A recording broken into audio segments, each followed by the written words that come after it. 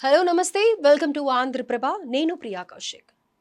జ్యోతిష్యంపై మూఢనమ్మకం, జీవితంపై అత్యాశ, మూడో పెళ్లి కోసం ఆరాటం, వివాహితకు బెదిరింపులు, చివరికి ఆమె భర్తను హత్య చేసిన వైనం.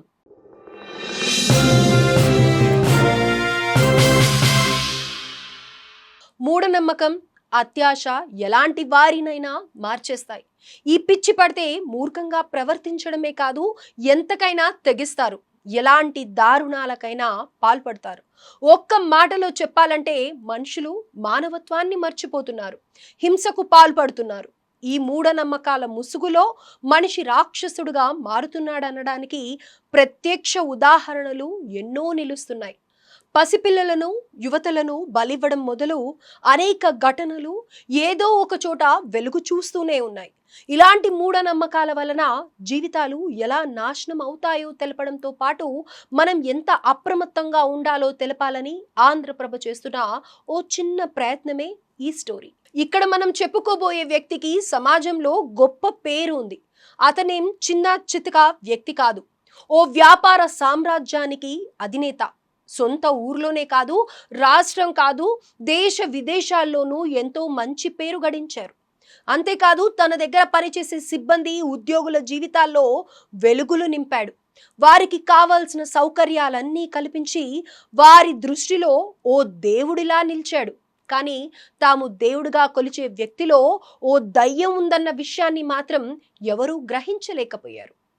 జ్యోతిష్యం మీద మూఢనమ్మకం పిచ్చితో ఓ వివాహిత జీవితాన్ని నాశనం చేశాడు ఆ ప్రబుద్ధుడు. తాను అనుకున్న దానికి అడ్డుపడుతున్నాడన్న అక్కస్సుతో ఓ వ్యక్తి ప్రాణాన్ని అతి కర్కశంగా తీసేశాడు. ఈ దారుణ ఘటన తమిళనాడులో జరిగింది. శరవణ భవన్ హోటల్స్ మనలో చాలా మందికి పరిచయం ఉన్న పేరు ఇది. దోశకు ఎంత ఫేమసో ఈ హోటల్ నాణ్యత, శుభ్రత విషయంలో ఎక్కడా రాజీ పడకుండా కస్టమర్లకు రుచికరమైన ఆహారాన్ని అందించడం వీరి ప్రత్యేకత. అందుకే అతి తక్కువ కాలంలోనే మంచి పేరు సంపాదించుకున్నారు. ఈ హోటల్ యాజమాని పేరు రాజగోపాల్. ఆయన్ను అందరూ దోసా కింగ్ అని పిలుస్తారు. మనం పైన చెప్పుకున్న ప్రబుద్ధుడు ఈయన అంటే నమ్ముతారా? కానీ ఇది నిజం. సాధారణ వ్యవసాయ కుటుంబం నుంచి వచ్చారు. కెరీర్లో ఒక్కో మెట్టు ఎక్కుతూ వ్యాపార సామ్రాజ్యాధినేతగా మారారు. తమిళనాడులో ప్రారంభమైన ఆయన హోటల్స్ ఇతర రాష్ట్రాలు, ఆ తర్వాత విదేశాలకు విస్తరించింది. అమెరికా, బ్రిటన్, ఫ్రాన్స్, ఆస్ట్రేలియా సహా 20 దేశాల్లో శరవణ భవన్ కు ఓ బ్రాండ్ ఇమేజ్ తీసుకువచ్చారు. ఆయన తన సిబ్బందిని కూడా ఎంతో బాగా చూసుకుంటారు. సిబ్బంది కానీ వాళ్ళ కుటుంబాలకు కానీ ఎలాంటి ఇబ్బందులు రాకుండా చూసుకునేవారు. ఉదాహరణగా ఉద్యోగస్తుల పిల్లలకు ఉచిత విద్య మొదలు జీవిత బీమా వరకు ప్రతిదీ చూసేవారు. అంతెందుకు ప్రతి పండగకు కొత్త బట్టలు సైతం అందించేవారు. అందుకే సిబ్బంది గుండెల్లో ఆయన దేవుడిగా కొలవబడేవాడు. ఈ క్రమంలోనే ఆయన్ను అందరూ ప్రేమగా అన్నాచి అని పిలిచేవారు. అన్నాచి అంటే అన్నయ్య అని అర్థం. కానీ ఆ దేవుడు కూడా రాక్షసుడుగా మారతాడని మాత్రం ఎవరు కలలో కూడా ఊహించలేకపోయారు. రాజగోపాల్కు అన్నీ ఉన్నాయి: డబ్బు, అధికారం, గౌరవం. అలాగే జాతకాల మీద పిచ్చి కూడా అంతే ఉంది.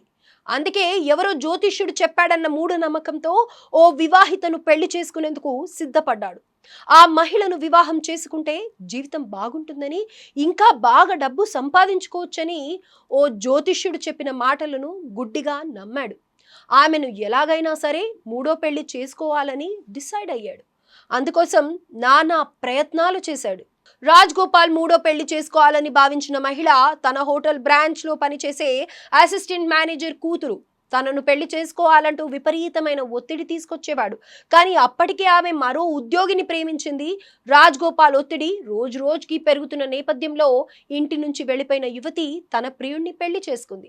2 ఏళ్ల పాటు చాలా సంతోషంగా ఉన్నారు వారిద్దరూ.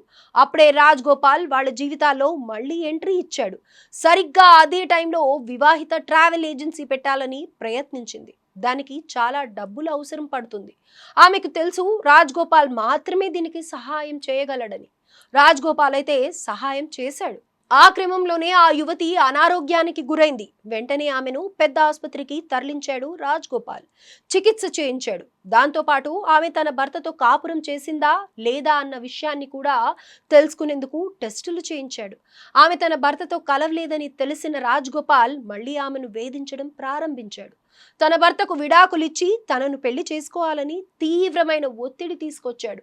అప్పటికి రాజ్ గోపాల్ ప్రతిపాదనను ఆమె తిరస్కరించింది. అప్పటి నుంచి ఆమె కుటుంబాన్ని బెదిరించడం, కొట్టడం వంటి ఘటనలకు పాల్పడ్డాడు రాజ్ గోపాల్. అయినా ఆమె పెళ్లి చేసుకునేందుకు ఒప్పుకోలేదు. దీంతో ఎలాగైనా ఆమెను దక్కించుకోవాలన్న ఉద్దేశంతో ఆమె భర్తను అడ్డు తొలగించుకోవాలని ప్లాన్ చేశాడు. ఈ క్రమంలోనే ఆ మహిళ భర్తను తన అనుచరులతో కిడ్నాప్ చేయించాడు.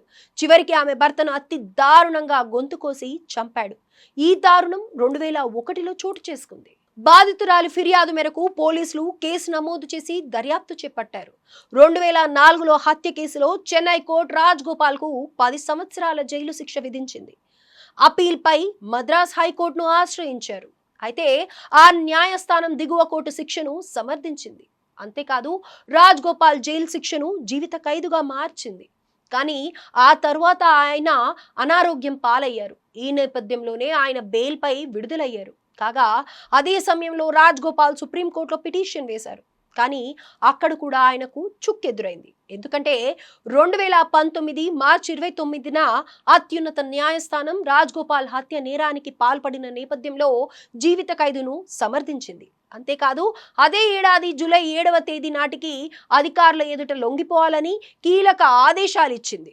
హెల్త్ రీజన్స్ తో బెయిల్ పొడిగింపు కోసం అభ్యర్థించినప్పటికీ సుప్రీంకోర్టు తిరస్కరించింది. దీంతో రాజ్ గోపాల్ 2019 జూలై 9న అధికారుల ఎదుట లొంగిపోయారు. అయితే 13వ తేదీన ఆయనకు గుండెపోటు వచ్చింది. దీంతో వెంటనే అప్రమత్తమైన పోలీసులు ఆయన్ను స్టాన్లీ మెడికల్ కాలేజ్ ఆసుపత్రికి తరలించారు. అక్కడి నుంచి మెరుగైన చికిత్స నిమిత్తం చెన్నైలోని విజయ్ ఆసుపత్రికి తీసుకెళ్లారు. ఈ క్రమంలోనే చికిత్స పొందుతూ జూలై 18న మృత్యువాత పడ్డాడు. ఎంతో డబ్బు, అధికారం ఉంది, కానీ వాటితో సరిపెట్టుకోలేకపోయాడు. ఇంకా ఏదో కావాలని ఆశపడి జ్యోతిష్యుడు చెప్పాడన్న మూఢనమ్మకంతో ఓ కుటుంబాన్ని ఛిద్రం చేశాడు. ఓ మహిళ జీవితాన్ని చీకటిలోకి నెట్టేశాడు. నిర్దాక్షిణ్యంగా ఓ వ్యక్తి ప్రాణాలను బలి తీసుకున్నాడు. ఆఖరికి చేసిన పాపానికి శిక్ష పడగా అనారోగ్యం పాలై ప్రాణాలు కోల్పోయాడు. ఆయన ఒక్క క్షణం ఆలోచన చేసి ఉంటే, మూఢనమ్మకానికి దూరంగా ఉండి ఉంటే ఎంతో బాగుండేది. కానీ స్వార్థం, అత్యాశతో మూఢనమ్మకాన్ని పిచ్చిగా నమ్మాడు. మానవత్వాన్ని మర్చిపోయాడు. ఈ వ్యక్తి మనం ఎలా ఉండకూడదనడానికి ఉదాహరణగా నిలిచాడు. ఇక ఈ దారుణంలో బలైన వివాహిత ఎవరు, తన భర్త హత్యకు రాజగోపాలే కారణమని ఆమె ఎలా గుర్తించింది అనే వివరాలు నెక్స్ట్ వీడియోలో తెలుసుకుందాం.